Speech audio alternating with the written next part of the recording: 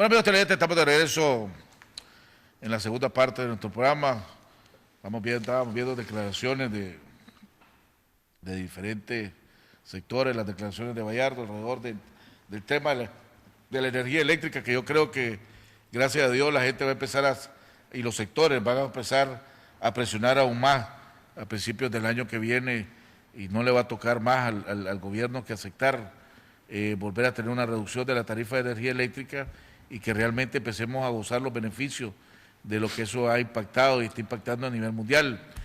Licenciado Juan Sebastián Chamorro, bienvenido, amigo, al programa. Gracias, Jaime, muchas gracias por la invitación. Pasó el 2015, pasó rápido, ¿verdad? Bastante Cuento, rápido. estábamos hablando de las principales proyecciones para el 2015, ahora vamos a hacer una evaluación de lo que fue el 2015 y entrando al 2016.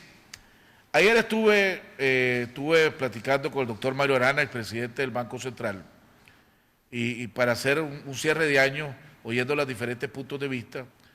El próximo miércoles cierro lo que es el 2015 con el presidente del COSEP, José Adán Aguerri.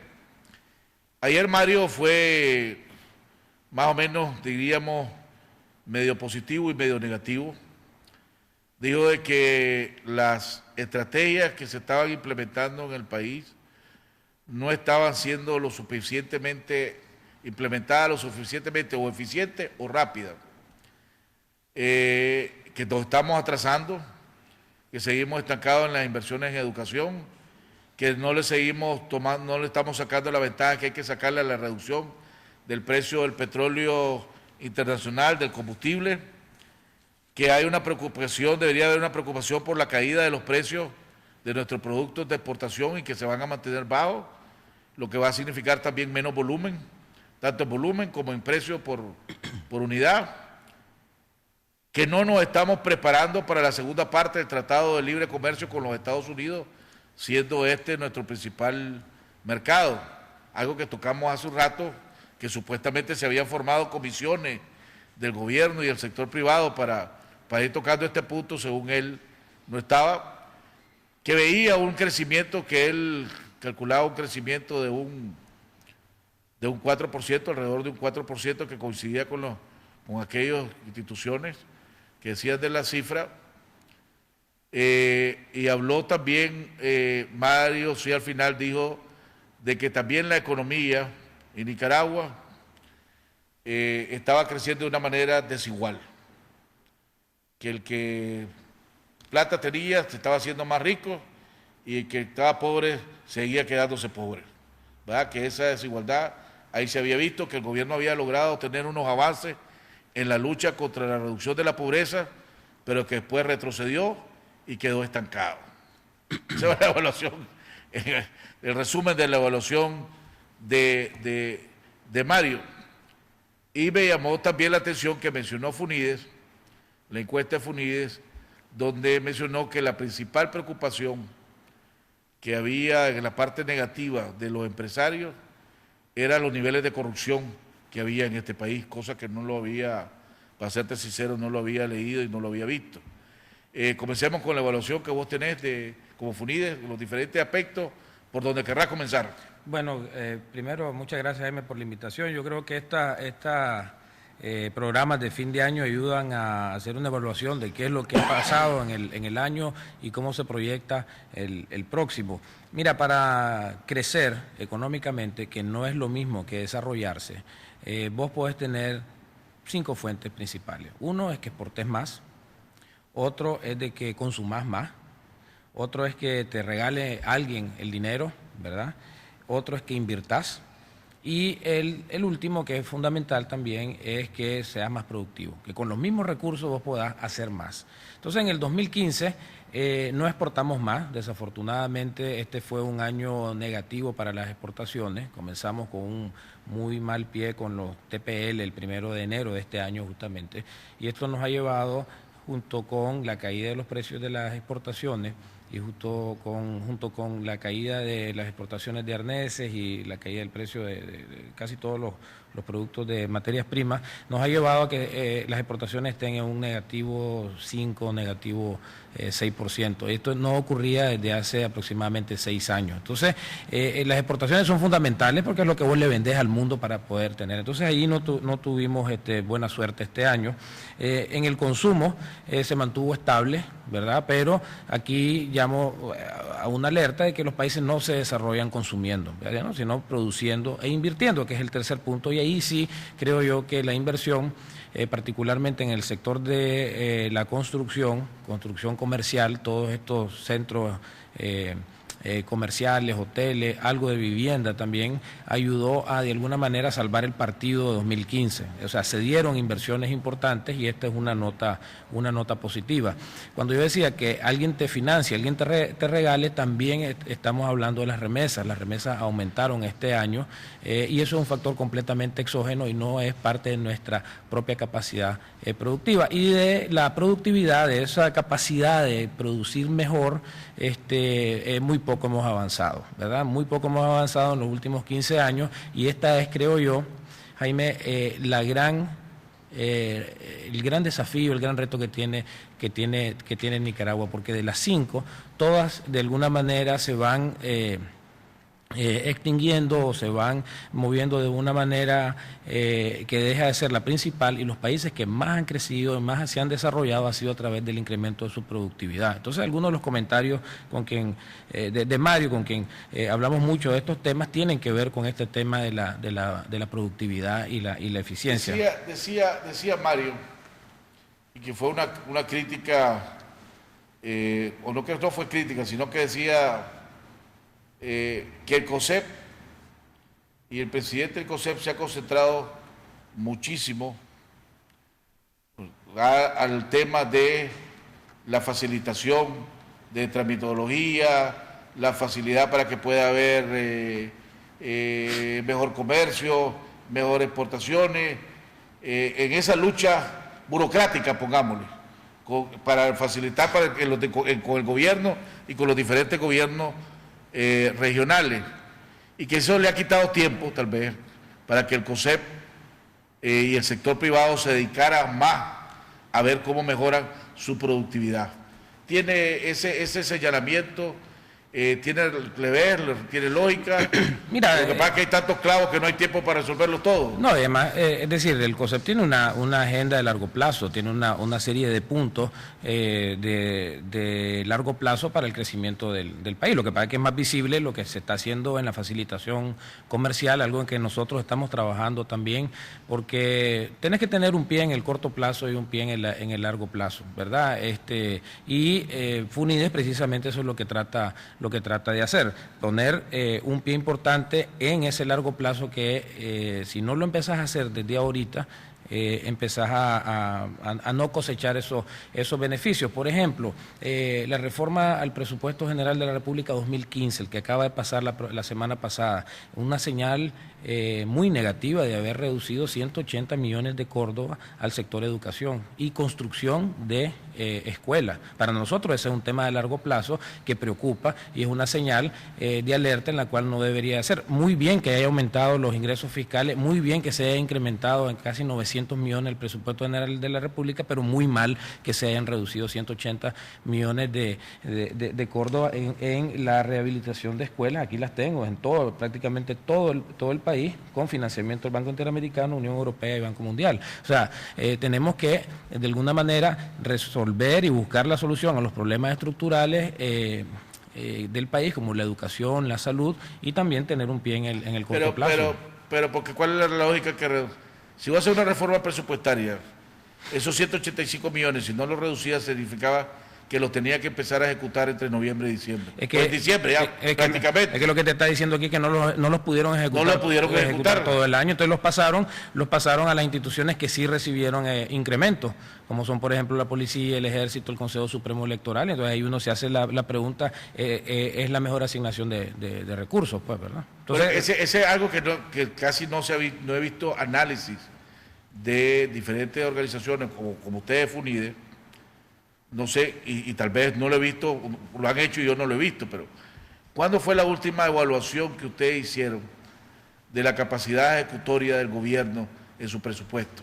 Mira, nosotros lo hacemos continuamente. Justamente en este informe de coyuntura, el último de diciembre, tenemos una ejecución, un capítulo sobre la ejecución y sobre todo la formulación del programa de inversiones públicas del 2016. Todos los años, cuando se presenta el presupuesto, lo presentamos al informe de coyuntura a dónde están las obras de infraestructura y por lo tanto la capacidad de ejecución. La capacidad de ejecución ha mejorado, hay que reconocerlo. El Ministerio de Transporte e Infraestructura, por ejemplo, tiene ejecuciones arriba del 90% en los últimos 5 años. Y eso es excelente. Eso es muy bueno y es el primer ejecutor, ¿verdad? En términos de monto, es el primer institución que recibe más plata. Porque los gobiernos, por lo general, siempre cuando toca ver a 60 y pico, 70% de ejecución.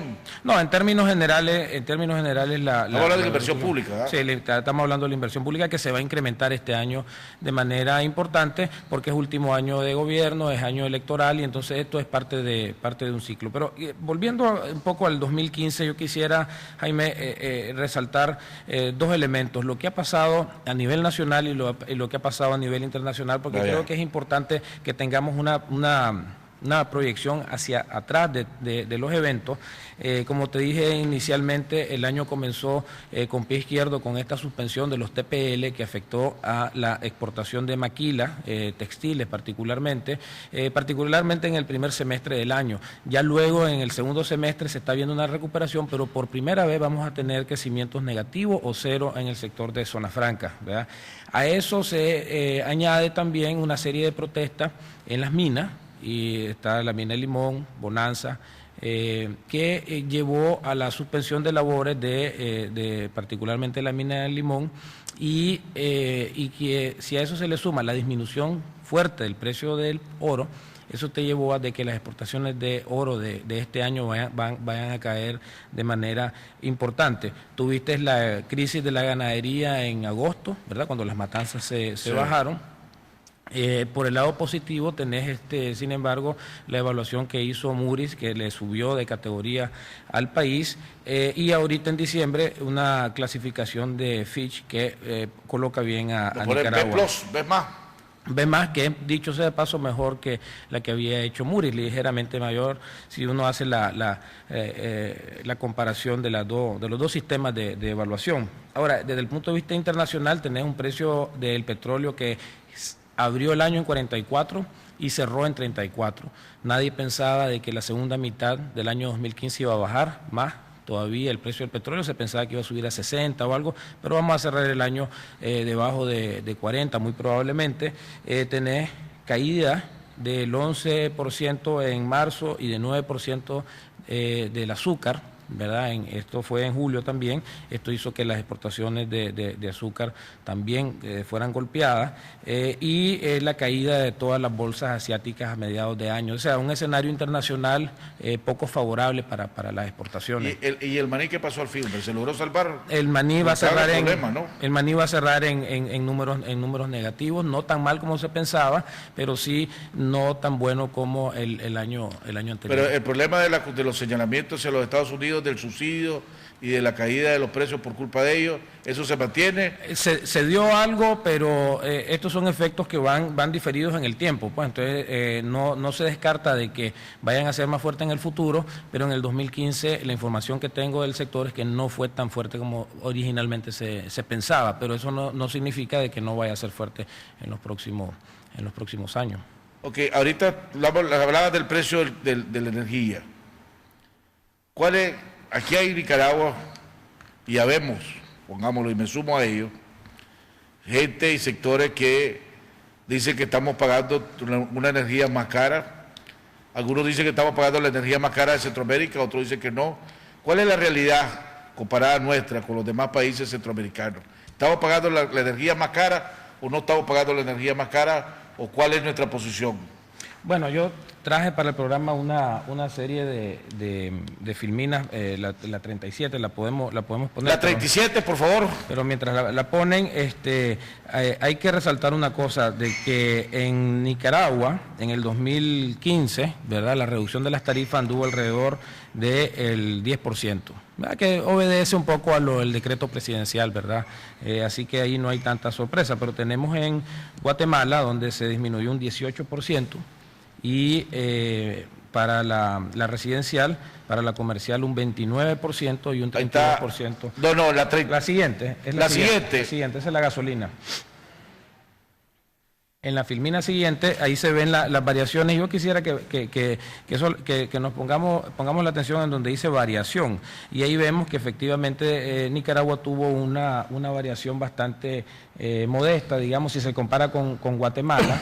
Si te fijas, por ejemplo, Guatemala, residencial 17%, 28.8% en la comercial y 32% en la industrial. Aquí te está mostrando Guatemala una política de alguna manera deliberada de mejorar la competitividad de un sector clave como es la parte industrial. Y también lo ves en la parte de El Salvador. En El Salvador la parte residencial le bajaron 4%, pero 24% a la comercial, ¿verdad? Para que lo vea a tu amigo Rosendo, ¿verdad?, que tienen ese debate, y en el industrial 25%. Llama la atención el incremento en Honduras de la residencial, quién sabe, tal vez habría algún subsidio, y luego tener las tarifas absolutas, ¿verdad? Estos son datos de la CEPAL, de Naciones Unidas, ¿verdad? Y sí se ve pues que Nicaragua tiene la tarifa más alta. Voy a agarrar esos promedios, y el promedio de averaje en Nicaragua es alrededor del 8%. 8 puntos, pues fue lo que o sea, no llegamos ni al 10, pues. Se quedó más o menos en el 8%. Así es. ¿Verdad? Y, por ejemplo, Guatemala casi el 29%, 29 puntos. En el área comercial, 25 puntos. El Salvador, ¿verdad?, en la industrial, 25 puntos El Salvador, 32% Guatemala, comparado con el 8% de Nicaragua. Y ya no digamos la residencial, pues Nicaragua es 7.7 contra el 25, bueno, son uno de los, fuimos tal vez el tercero que más bajó en la residencial en Centroamérica. Sí, así es. Pero en el área comercial y en el área industrial, ¿cómo podemos ser competitivos cuando existe semejante diferencia? Ese es el punto principal que quiero traer a la mesa, de que cuando vos tenés estas disminuciones de 25, 24% en otros países, si tu industria tiene un componente de costo bien alto en la energía eléctrica, le estás ganando en competitividad a Nicaragua bastante. Entonces es un tema de suma importancia económica, en el sentido de que perdés competitividad si no lo haces. Es de como con la industria Nica recibió una rebaja del 7.9%, pues 7.9%. La guatemalteca 32%. La de El Salvador 25%. ¿Cómo le va a pedir a la industria Nica, solo en ese rubro, que pueda ser competitivo contra la salvadoreña y la guatemalteca? Así es. Ya no le agreguemos la otra costo de infraestructura, que hay mejor infraestructura, que hay mejor que lo que hay aquí. Ahora, quiero hacer un punto con relación a Guatemala. ¿Por qué Guatemala tenemos estas reducciones y por qué tal vez no se dan en países como Honduras o Nicaragua? Porque Guatemala, Jaime, tiene el mejor sistema de mercado de Centroamérica. Hay la mayor cantidad de oferentes, hay la mayor cantidad de comercializadores, hay oferta y demanda, y por lo tanto ayuda esto a que las industrias, podríamos quitarlo porque es un tema ya más de fondo. Gracias. En Guatemala se licitan las energías, se licitan los contratos, la gente va al mercado y compra en ocasión. Eso no existe en Nicaragua. Aquí las tarifas se definen por lo que se llamaban los PPA ahora, anteriormente, y ahora se definen, no sabemos cómo, ¿verdad? Pero las tarifas se definen de una manera no competitiva. Entonces, cuando vos no introducís elementos de mercado, tenés ese tipo de problemas. No, lo que está pasando en Guatemala es porque precisamente se hacen procesos de mercado y hace que la oferta y la demanda por energía interactúen entre sí y se busque llegar al precio de equilibrio. Eso no es una política de Estado de Guatemala, eso es el mercado trabajando. Pero por ejemplo decía César Zamora, para contrarrestar esto, el cambio de pliego tarifario es clave. El cambio de pliego tarifario puede significar una reducción de la tarifa bastante considerable, me dice, porque nosotros en Nicaragua tenemos, primero creo que tenemos el pliego tarifario más grande de Centroamérica. Son 50 tarifas, ¿sí? En segundo lugar, decía César, ese pliego tarifario fue hecho para castigar el consumo, para desincentivar el consumo, porque fue un pliego tarifario que se hizo cuando había mucho mayor demanda que lo que había oferta. Así es. Pero ese pliego tarifario, me dice, ya está fuera de la realidad, porque ahora tenemos mucho mayor, hay más oferta que demanda. Es más, necesitamos incentivar la demanda. Entonces, la pregunta es si hay algo que puede significar una enorme reducción para todos los sectores, ¿por qué no se hace? No, bueno, en primer lugar, creo que no hay contradicción con lo que estoy diciendo y lo del pliego tarifario. Yo estoy claro que no hay contradicción. Por eso te pregunto, ¿cuál es la excusa del gobierno?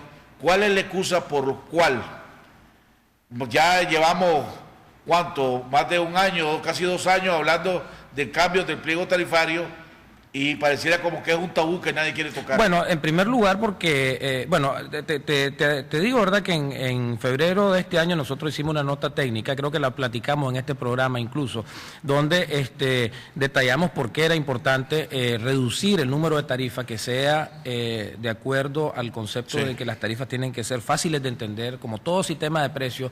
Cuando tenés un sistema de precios de 50 te enreda y te permite además buscarle vueltas y no pagar, ¿verdad? Entonces, al tener un sistema más pequeño se vuelve más transparente. El sistema de tarifas tiene un problema de pecado original, por así decirlo, y es que se define en función del uso final de la energía. Eso es una aberración. Es como que vos digas que el combustible de tu camioneta pague 25 pesos cuando vayas al mar, pero pague 21 pesos para venir aquí al estudio.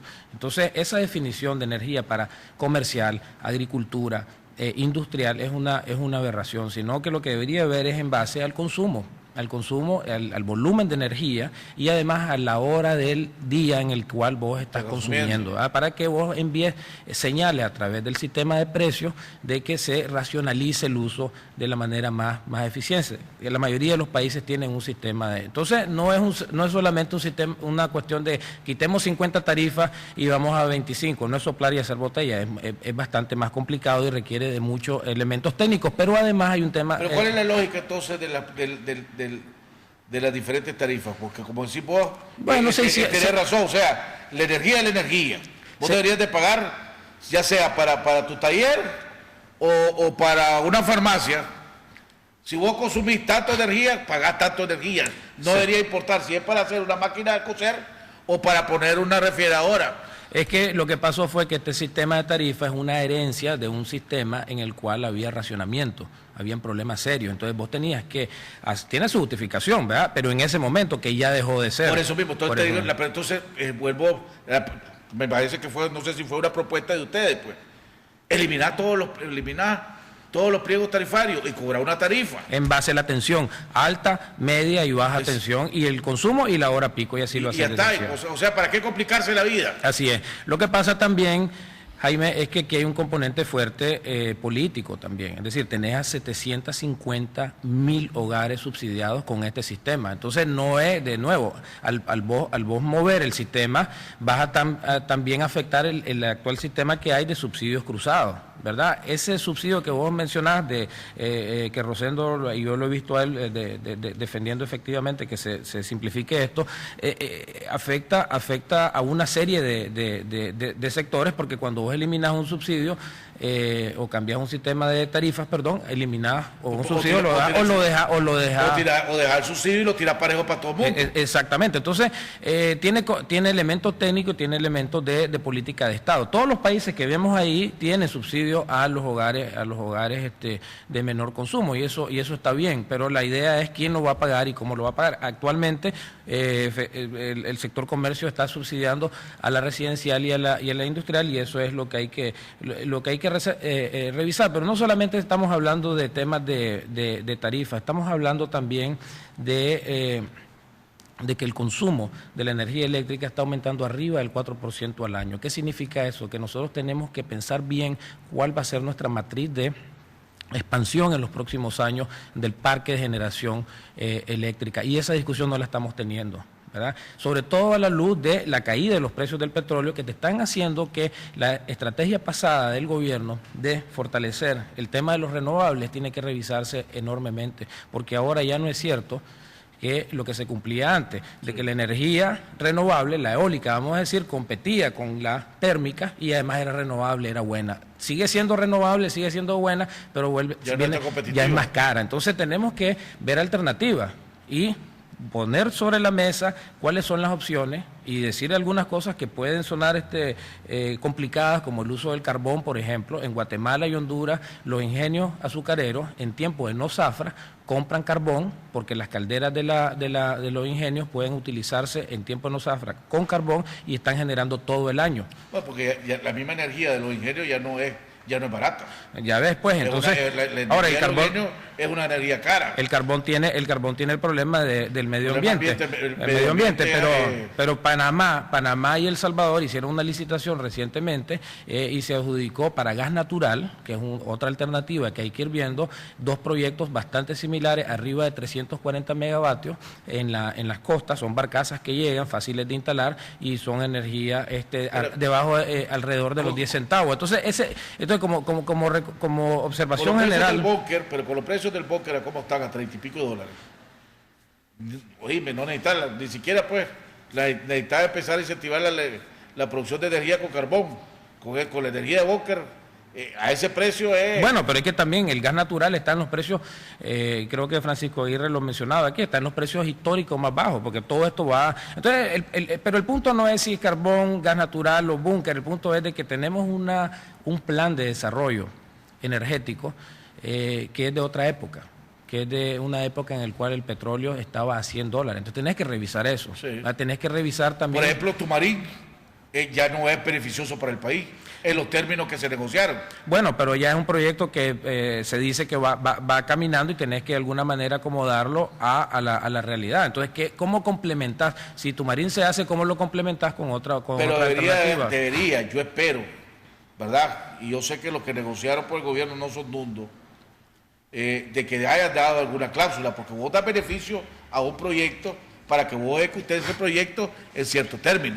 Sí. Pero cuando ya llevas tantos años de que Tumarín arranca, Tumarín no arranca, y me vengan a decir ahora los de Tumarín que van a arrancar el año que viene o dentro de 2 años van a arrancar para cuando terminen ya los beneficios que el país iba a recibir y por lo cual hizo concesiones extraordinarias, ya no valen, ya no deberían de valer. Pues. Y es relevante a la luz del dato que te dije al inicio, de que la demanda está incrementándose arriba del 4% cada año. Eso significa que en 10 años vos vas a tener una demanda mucho mayor de la que tenés actualmente, porque la economía va efectivamente demandando más energía. Entonces, además de tener la discusión de que si va o no va, ¿qué vas a hacer en el intermedio mientras se hace? ¿Verdad? Entonces tenés que pensar en el corto, en el mediano plazo. Pero quiero insistir en el tema del mercado energético. Tenemos, por ejemplo, una autopista totalmente desutilizada. Más de $100 millones nos dio España, nos dio el Banco Interamericano en construir probablemente una de las mejores infraestructuras de Centroamérica, en la cual vos podés transmitir 1 megavatio, cualquier cantidad de energía, de Panamá hasta México, y está totalmente desutilizada. ¿Por qué? Porque tenés 6 entes reguladores, 6 tipo INE de todos los países de Centroamérica y no se ponen de acuerdo. O sea, lo más difícil ya lo hiciste, invertiste la plata en la autopista, pero hay intereses creados de cada uno de los países que se rehúsan a sentarse y decir, hagamos un mercado energético centroamericano. Guatemala, por darte un ejemplo, tiene un excedente de energía, y cuando vos tenés un excedente de energía, o la botás, pues no, la energía tiene esa capacidad de que no se puede almacenar, o la botás o la dejas de generar, y eso significa que puedes conseguir energía barata. Costa Rica dentro de los próximos 2 años va a entrar en operaciones una hidroeléctrica que se llama Reventazón, y por aproximadamente 2 o 3 años va a tener exceso de energía, ¿verdad? Pero estamos hablando de un pantano de 3 kilómetros cuadrados y no estamos hablando de la posibilidad de comprarles a ellos energía. ¿Quién está atacando? ¿Nicaragua? No, yo creo que más bien Nicaragua ha llevado la bandera de la integración, porque como es un país que necesita, hay intereses económicos, ¿verdad? Hay gente que no quiere que se metan en su mercado. Es bastante más complejo lo que estoy diciendo, pero el punto es de que tenés que meter un elemento de mercado. Van a venir las industrias grandes como Guatemala y se nos van a comer a los chiquitos. Exactamente. Pues a los supuestamente chiquitos. Otro elemento de mercado, por ejemplo, debería ser de que la energía se oferte y se compre con oferta y demanda. Esto se hace con grandes consumidores. Hace 5 años habían solamente 10 grandes consumidores en el país. Ahora hay 4 nada más, porque las restricciones del ente regulador han hecho menor el número de grandes consumidores. Entonces estás quitando elementos de mercado que te ayudan a que los precios bajen. Entonces el punto pues con el tema de la energía, Jaime, es que es bastante más complejo que el pliego. Hay que plantearlo, hay que reducirlo, vimos en el resto de Centroamérica cómo está debajo Nicaragua en este rezago, pero también son elementos de reformas estructurales de mercado. Estoy de acuerdo con vos, pero el cambio de pliego tarifario significaría un enorme avance. Sí. Un enorme avance.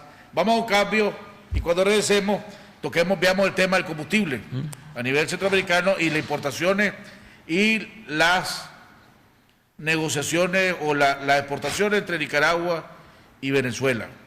Está disminuyendo la importación del petróleo de Venezuela, según los números que nos va a enseñar, y nuestras exportaciones pueden tener caída. ¿Significaría esto que debería hacerse una comisión junto con el gobierno de ir a Venezuela ahora que hay cambio o balance en los poderes en Venezuela para insistir en un tratado de libre comercio entre Venezuela y Nicaragua para tratar de darle estabilidad a esas exportaciones? Vamos a un cambio y regresamos con nuestro invitado, el licenciado Juan Sebastián Chamorro de Funides.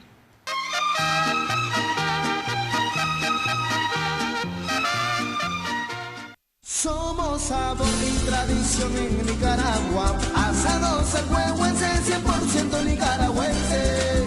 Un folclore culinario con música en vivo en nuestro escenario. Con buenos artistas, excelente atención, la mejor promoción, la mejor parrillada. Tu carne asada, tu gallo pinto, tu queso asado, tu papa asada, porque el carbón sabe mejor. Somos sabor y tradición en Nicaragua, asados el huehuense, 100% nicaragüense. Zona Nica, Altamira de Este. Agroalfa, enriquecemos tus cultivos. Somos la empresa líder en soluciones para la agricultura. Ofrecemos a los productores agropecuarios un portafolio completo de protectores de cultivos, fertilizantes, maquinaria, equipos de aplicación y productos veterinarios. Visítanos en cualquiera de nuestras 10 sucursales en Chinandega, León, Huigalpa, Sébaco, Estelí, Jinotega, Matagalpa, Malacatoya, Rivas, Casa Matriz en Managua, de los semáforos El Guanacaste, 150 metros al sur, edificio Agroalfa. Llámanos al 2266-0188. Para más y más cosechar, solo productos Agroalfa debes aplicar. Solo en Agroalfa enriquecemos tus cultivos. Para llegar alto, algunas personas eligen subir en globos aerostáticos. Otras prefieren los aviones. Pero quienes de verdad quieren llegar alto, buscan los cohetes espaciales. Y suben mucho más. Despega tú también con la cuenta de ahorro Suprema BDF y recibe hasta un 3% de interés anual por tus ahorros. Abrí hoy mismo tu cuenta de ahorro Suprema y llega tan alto como vos querrás. BDF, simplifícate. Aplican restricciones. Radio María, formación cristiana y humana, música católica, oración y mucho más. Con 24 horas de transmisión continua en los diferentes departamentos y vía internet en www.radiomaria.org.ni. Realizó tu aporte en el Banco Banpro a nombre de Asociación Radio María. Contactanos en Facebook o llamanos a los números en pantalla. También podés visitarnos en nuestras instalaciones en Bolonia. Radio María, una voz católica en tu hogar. ¿Está en búsqueda de clientes para su negocio?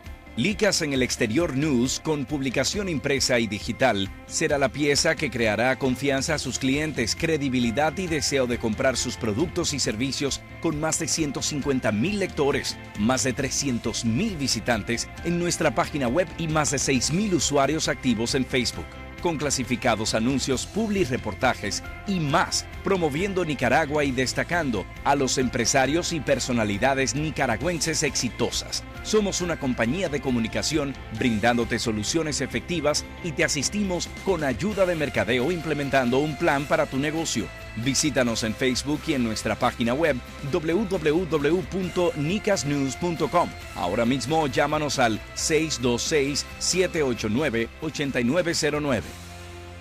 A ver, ¿qué queremos hoy para comer? ¿Qué tal unas ricas entradas para abrir el apetito? Para dar paso al plato principal. Y para cerrar, no puede faltar un delicioso postre. ¿Se te antoja? Ven y disfruta del mejor ambiente y excelente comida que solo La Caserol te puede ofrecer. La Caserol, kilómetro 13.8, Carretera Sur.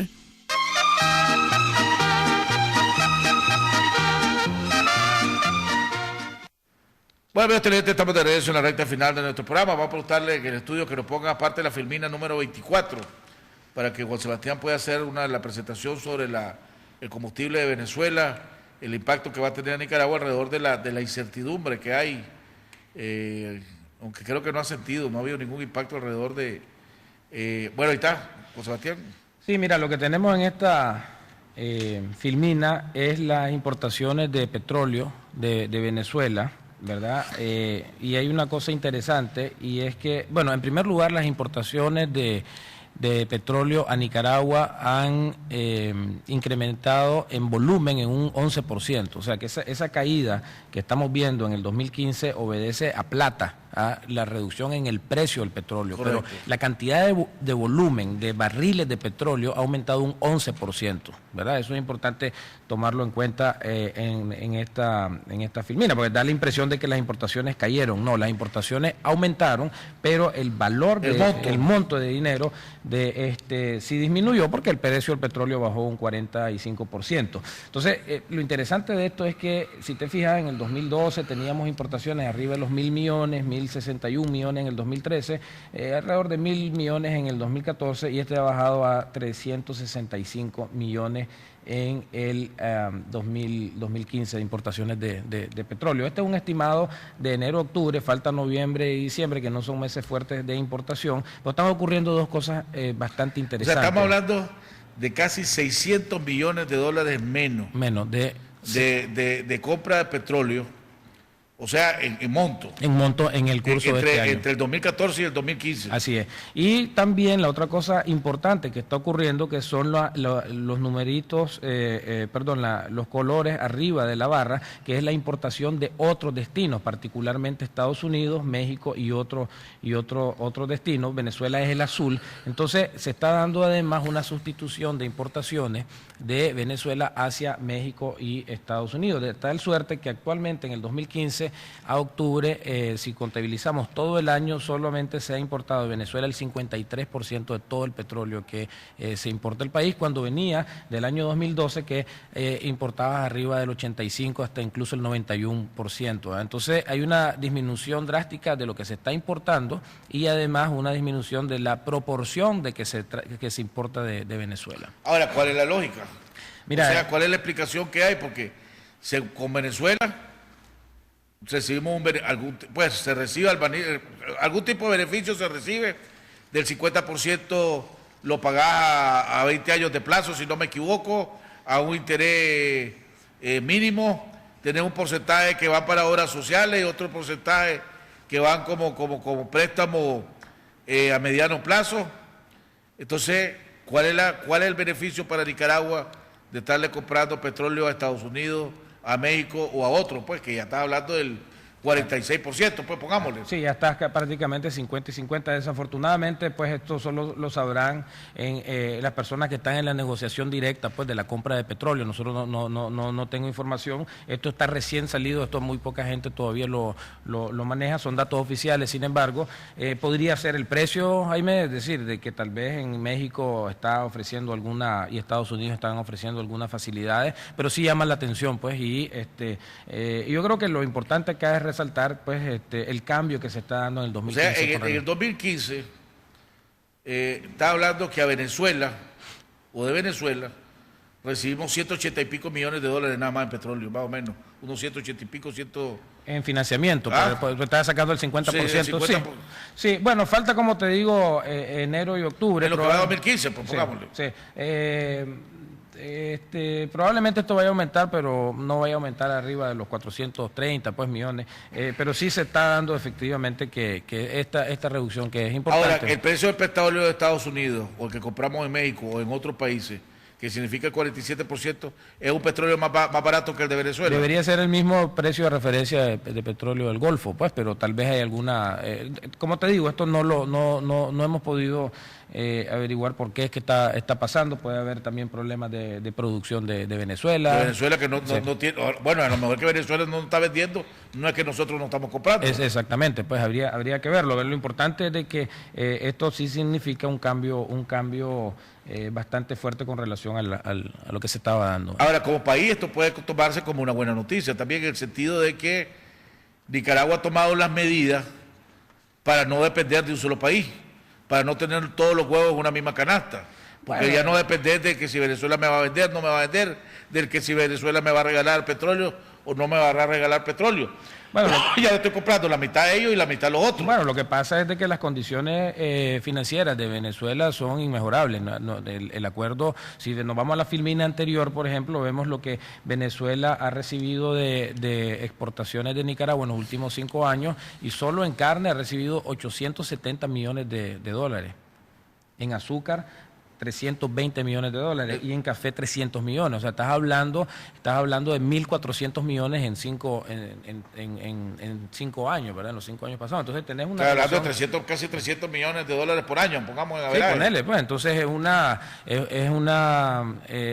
una fuente de financiamiento bastante buena para la matriz exportadora, de que está cerrando bajo en el 2015, y por eso no es sorpresa de que haya habido un cambio. Cuando te dije al inicio del programa que las exportaciones habían caído en un 6%, están principalmente impulsadas por la caída de las exportaciones a Venezuela, porque esta caída, y esto lo dijimos al inicio de año, ¿verdad? El precio del petróleo, la caída del precio del petróleo trae menos platas al acuerdo de exportación, y eso hace que tengas una caída de la exportación a Venezuela, y no así las de Estados Unidos, que están aumentando. Ahora, esto hace, diríamos, tal vez pongámoslo con carácter de urgencia, que el sector privado nacional busque la manera de cómo establecer relaciones directas con Venezuela, con el comercio venezolano, con la industria venezolana, y que esa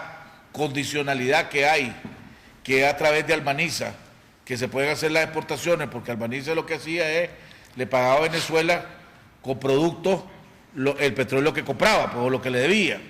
Ahora que ya no está recibiendo tanto petróleo, Albaniza, pues, porque está hablando de 100 y pico, 190 millones, pongámosle 180 millones de dólares este año, pero la demanda en Venezuela sigue siendo la misma, Así es. o inclusive mayor. Entonces, ya ese puente o ese canal obligado, entre comillas, que había, que los productores nica le vendían a Albaniza y Albaniza se la mandaba a Venezuela, hay que saltarlo. Yo creo que el beneficio de todo esto es que abrimos un mercado importante, un mercado que al cual hemos exportado un monto, llegó a ser el segundo, incluso en algunos momentos el primer destino de algunos productos de exportación. Y entonces ese mercado está abierto, ¿verdad? Y Venezuela va a existir, pase lo que pase. Entonces yo creo que sí, un tratado de libre comercio, una relación comercial, ya la demanda, la gente allá conoce los productos, los compra, los conoce. Creo que es una oportunidad que hay que seguir aprovechando. O sea, siempre es mejor tener un acuerdo comercial que no tenerlo. Ahora, ¿cómo hacer? Porque los tratados de libre comercio es por voluntad y decisión de los países, de los gobiernos. Y por lo que me estaba acordándome, tanto el presidente de Nicaragua, creo que había anunciado, con el presidente Chávez en un momento dado, decía que ellos no creían en los tratados de libre comercio, que ellos creían en los tratados más bien en la solidaridad bolivariana, creo que le llamaban así, la solidaridad bolivariana, que significaba los precios justos, yo te doy, vos me ayudás, nos ayudamos mutuamente, y que los tratados de libre comercio eso eran mecanismos de explotación, pues. ¿Seguirá haciendo esa la misma filosofía de Venezuela? ¿Será haciendo esa la filosofía del presidente Ortega en relación con los negocios con Venezuela? Bueno, en términos de política de Estado, yo creo que se ha manejado una promoción de mercado externo, es decir, el aumento de clientes comerciales que Nicaragua tenía en el 2000 ha aumentado a la fecha, es decir, se ha dado una un cultivo, por así decirlo, de mayores relaciones comerciales, porque eso te ayuda a reducir tus riesgos. Si vos solo exportás a un solo país, mira lo que está pasando con el oro, solo es un producto muy estandarizado, solo se exporta a Canadá y tenés caídas bien drásticas, además de tener un poquito de valor, muy poco valor agregado. Entonces, yo creo que por la experiencia que se ha visto, sí creo yo que se ha entendido, ¿verdad? Además de lo que siempre decimos en FUNIDE, de la estabilidad macroeconómica, el control de la inflación, el control del déficit fiscal, todas estas cosas que ya son verdades, que muy poca gente discute, el tema de la importancia del comercio internacional, lo estamos viendo. Hubo beneficios del comercio con Venezuela, ojalá siga aumentando, ojalá se mantenga, y hubo beneficios también con el comercio internacional con Estados Unidos, se ha generado empleo. De algo, ¿qué es lo que estamos exportando? Carne, café, azúcar. Son los tres principales. Y ganado en pie. Ganado, carne y azúcar y café y azúcar, pongámosle. Sí, así es. Decía ayer Mario, me acabo de acordar ahorita que decía ayer Mario Arana que los Estados Unidos se acaban de aprobar unas leyes que fueron hechas para incentivar al sector agropecuario en los Estados Unidos y como disfrazar subsidios para que no hubiera problemas con la Organización Mundial de Comercio. O sea, son subsidios disfrazados, aprobados en incentivos, una tasa de incentivo enorme para el sector agropecuario. Mencionaba ayer Mario. Si eso es verdad, decía Mario, la productividad en los Estados Unidos va a aumentar en el sector agropecuario, lo que puede significar menos demanda para los mercados nuestros, lo que hace que el mercado de Venezuela sea más importante todavía, o agarre más importancia. Digo esto porque ¿qué va a hacer entonces nuestros productores? Bueno, de nuevo, tenemos que ver siempre el contexto internacional, ¿verdad? Y porque lo que pasa en otros países nos afecta. La semana pasada, para complementar un poco y ver que no solamente es de Estados Unidos, el presidente nuevo de Argentina acaba de eliminar todos los impuestos a las exportaciones de carne, por ejemplo. 20%, había una retención. A cada libra de carne que se exportaba de Argentina, el Estado se quedaba con un 20%. Automáticamente eso hace a la carne argentina competitiva, más competitiva de lo que era antes, porque ahora puede entrar con menores precios. Liberalizó la moneda y se depreció el peso argentino en un 30%. Eso ya hace también más efectiva. Es mala noticia para los mataderos y para la ganadería nacional. Es muy mala noticia, porque tenés un oferente mundial con dos elementos a su favor, ¿verdad? Entonces, tenés que estar siempre, y nosotros ahí en FUNIDE siempre estamos como en un observatorio de ver qué es lo que está pasando en los demás países para no quedarnos atrás. Y por eso el tema de la burocracia, de lo que trabaja el COSEP es fundamental, porque esos son costos directos a la producción del sector privado. Entonces, ¿qué puede hacer Nicaragua para ayudarle a los mataderos y ayudarle a los ganaderos aquí en este país a que esa ola que ya se hizo, que se creó en Argentina,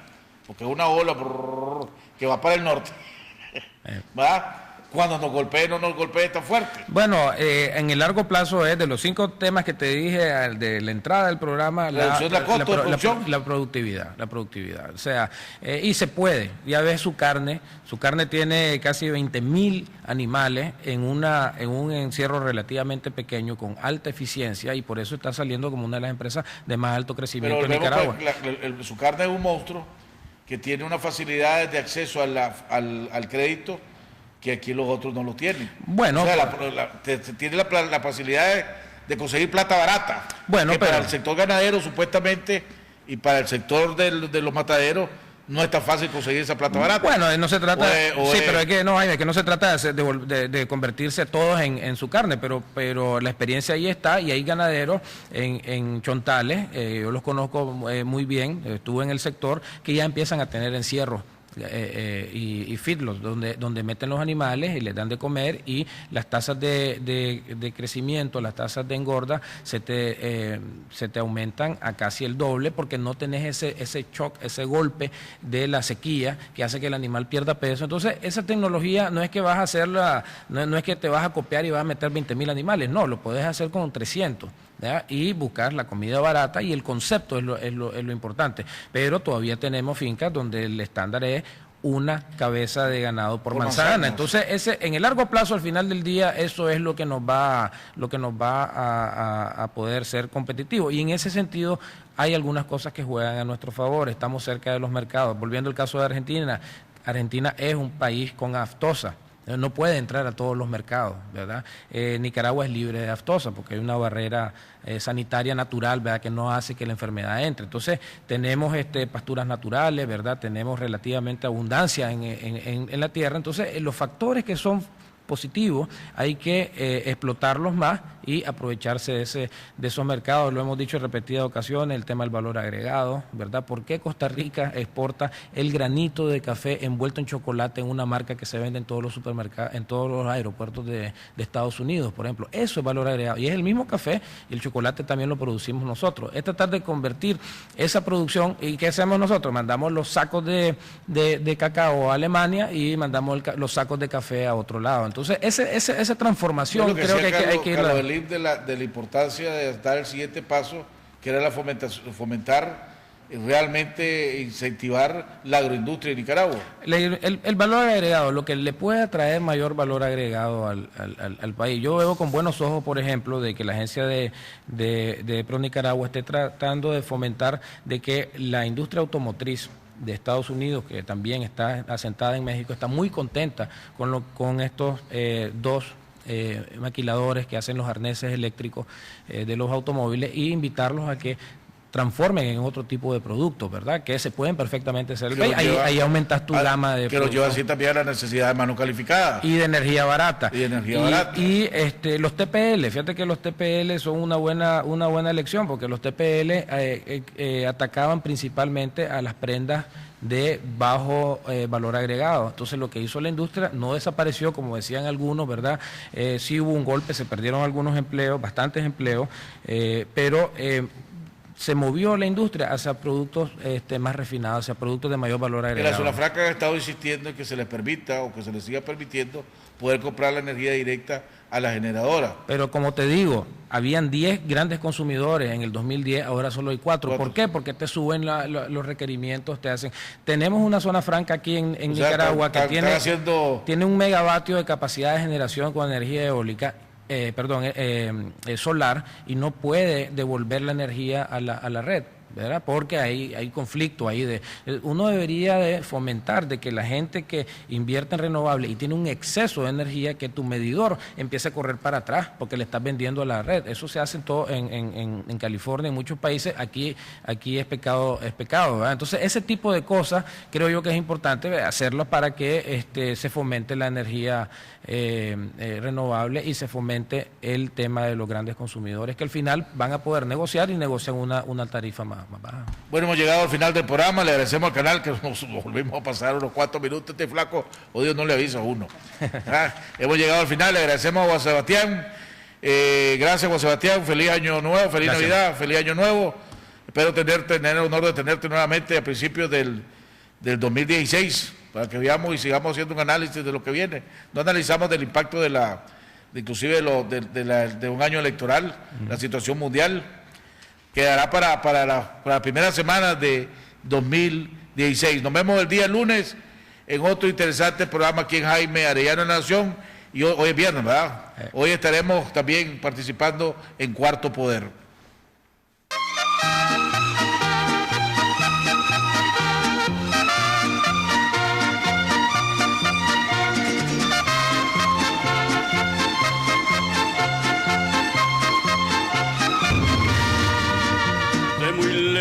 Yo vengo a cantar, soy del campo y del pueblo querido, soy Argueta y vengo a felicitar a don Jaime Arellano.